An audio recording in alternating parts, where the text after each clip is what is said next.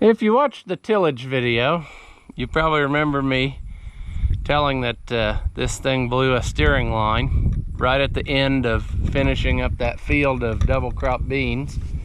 So I made it this far under the tree, and this is just as good a spot of any, I guess, to work on it, because I don't want to waste any more hydraulic fluid trying to move it around. So I guess we'll get started.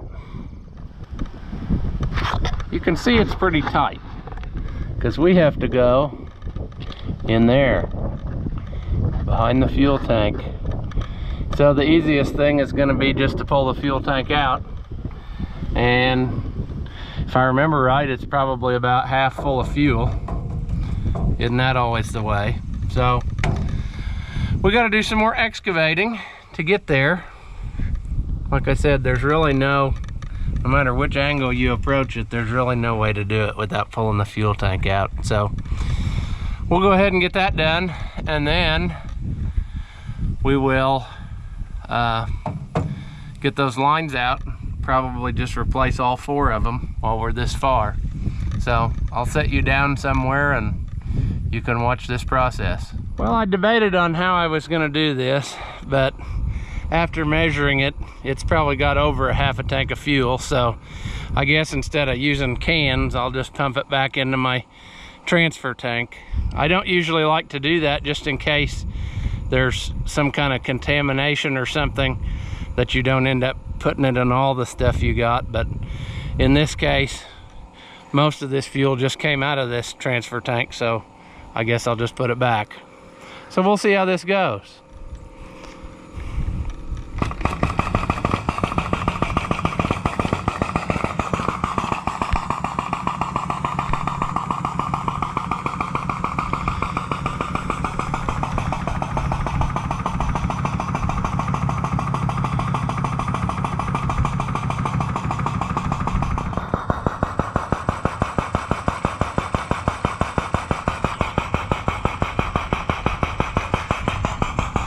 This little diaphragm pump is pretty handy.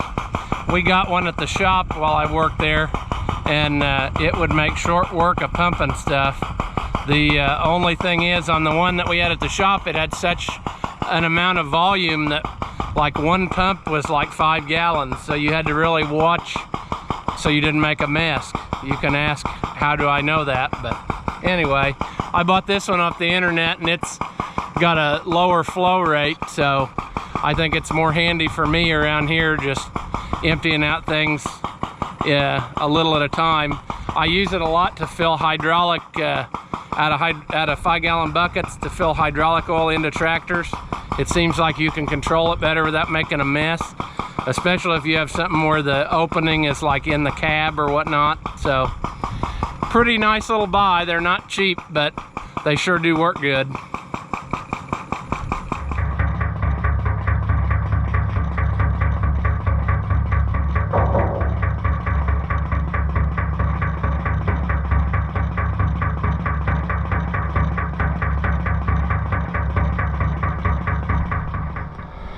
Well, that pretty well filled my transfer tank back up.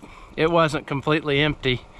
And the tractor, I believe that tank is like 98 gallons. And this one, transfer tank's like right at 100. So pretty well the same capacity.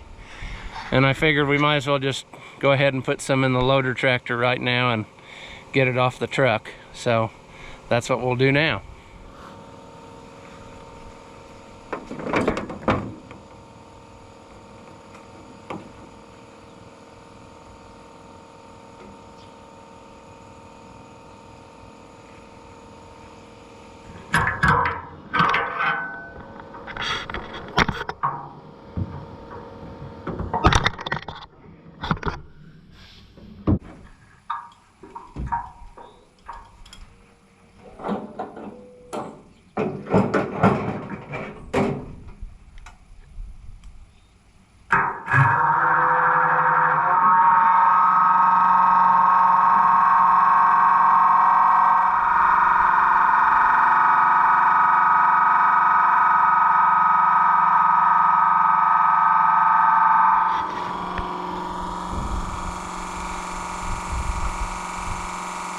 There's the certified fuel lock, so you don't have to stand here and hold it the whole time. But that can cause you problems when you walk away and start doing something else and then it overflows, so don't do that.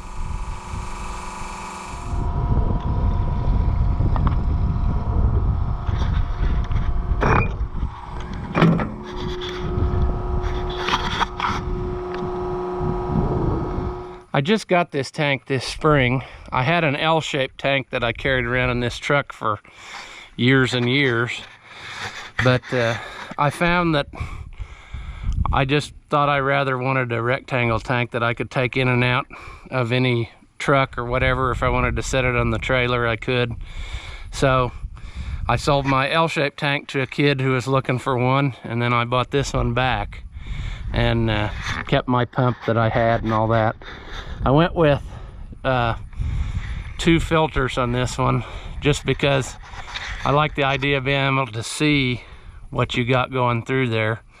So I went with a particulate filter that is the see-through style with the cartridge elements, and then a spin-on water filter. I don't know if that really is doing any more or not, but it's a nice idea. I already had that, so I just basically added this to it and decided to go again. I had that other fuel transfer tank back before I ever had the 4-wheel drive tractor or the 9650, and it was kind of like overkill back then, but now this is, I couldn't live without it, because it's a heck to try to fill up that 100-gallon tank on the tractor with 5-gallon cans. That just is not a pleasant thing to do. So transfer tank, that's a win. After all that, it appears, I don't know, probably can't see that on camera, but it appears like it's pretty well empty, so I think it'll be manageable. So I'll put you down somewhere and get to work getting this out of here.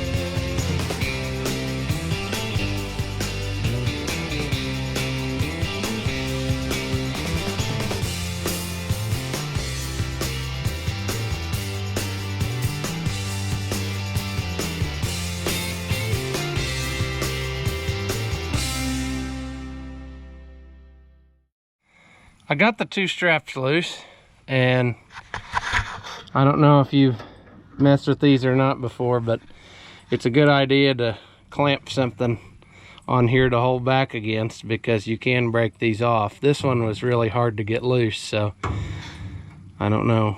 I probably have to run the dye over it and clean up the threads.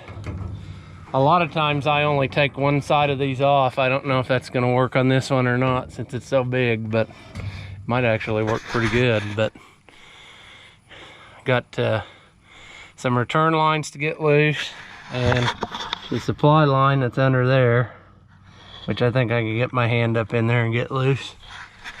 Take the wire off the sending unit, and I think we'll be ready to try to get that out of there.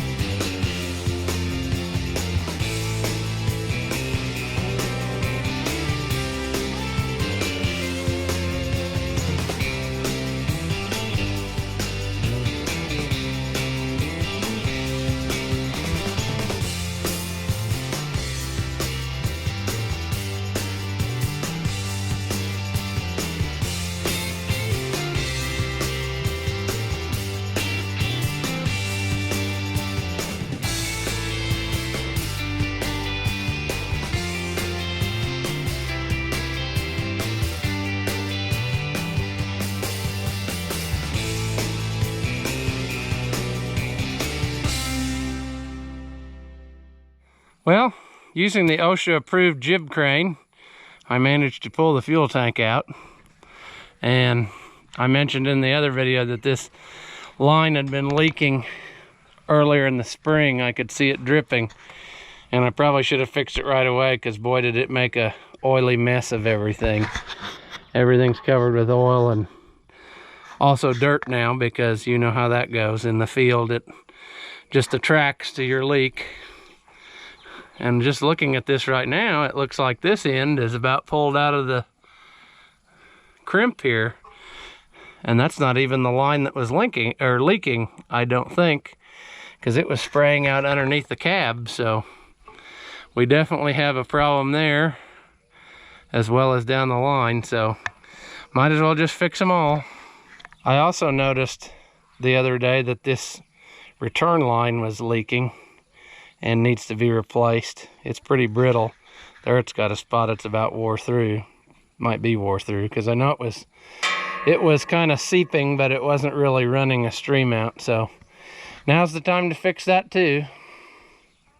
Just looking at some of them, you can tell that they've been replaced, and it's kind of a shame that they're bad again, because I know they've been replaced, because you can look over here and somebody has actually labeled which one goes where, so they got them back in the right spot.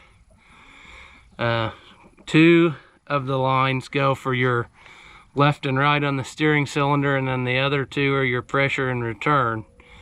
And if I remember right, and it may not be on this tractor, but I know on the smaller tractors, your pressure and return lines are 2 different sizes, so you can't really screw that up. But you can put the left and right in the wrong place, because they're the same size. And so you need to make sure you do that correctly, because it wouldn't be very good to be turning left and go right. It'd be kind of confusing, so better make sure we do that the right way. If you do much working with hydraulics, I highly recommend a set of offset wrenches. Offset meaning one end is turned kind of on its side. It seems like on hydraulics, you always get into that situation where you need the extra little half turn or something, and you can't get anything else in there. And these really do a good job. They're not cheap. This set here is a Cornwell brand set, and I think new it sold for $1,200. I bought a set that was missing a few, and then bought the new ones, and I paid about as much for the new ones as I did for the whole set of used ones. But they really do the job, and you can get them in places, and like I said, get that extra half turn or whatever you need in tight places. Well, I got one of the lines pulled out, which turns out to be the return line here, and I'm glad I double checked everything before I just started pulling stuff off, because this guy's labels that he put on here the last time don't both go to the steering motor. So I don't know what he was doing talking about top right and bottom right, because they go to 2 different places. One of them is going to the cooler in front, and the other one is going to the steering motor here. So anyway, the one that says bottom, let's see, the one that says, is it this one? Yeah, the one that says bottom right is the pressure line for the steering motor. So that's one of the ones we're going to take off. And then this one goes up and just dumps back into the reservoir. So I'm pretty sure that this one is the one that would have had to be leaking, because it leaked continuously no matter what. And I don't think that the return line would have done that if you were not touching the steering wheel and sitting still. So we'll find out here in a minute when I take this one off whether or not it has a big gaping hole in it. It probably should, as bad as it was leaking. I also noticed these 2 lines I'm just going to go ahead and replace too. They aren't very long. They go from here up to there. Just on account of the pivot joint, they had to have some way to make it flex, so they put 2 short hoses in there and had them clamped. So now's the time, might as well do it right. Well, I got it pulled out of there, and if I can get it to hold still, looky what we have here. I would say that what caused it to dump about 20 gallons of hydraulic oil almost instantly. So just looking this line over though, this is the same one that was partially pulled out of the crimp, but it also has a place here that was about worn through, if not leaking. So it definitely needs to be replaced. So I don't feel so bad about it now. Looking at it on this end, it looked pretty good, but no, it's definitely bad. A quick glance under here. I don't know if you can see that or not, but that steering line that goes to the cylinder is about wore through too. So this definitely is not a wasted effort. It's time to fix this stuff, because I don't know about you, but I don't particularly want to have this quit on the road and try to figure out what to do with it, because it's kind of awkward and not a lot of places you can put it if it breaks on the road. So we're going to go ahead and pull these two off, and hopefully tomorrow I'll have 4 brand new lines so we can start putting this back together, get it cleaned up, and then do some of the other maintenance that needs done. Remember, if you like Oliver and White videos, please like and subscribe to this channel, and I'll try to keep making stuff that features Oliver and White tractors. So thanks for watching, and we'll see you in the next one.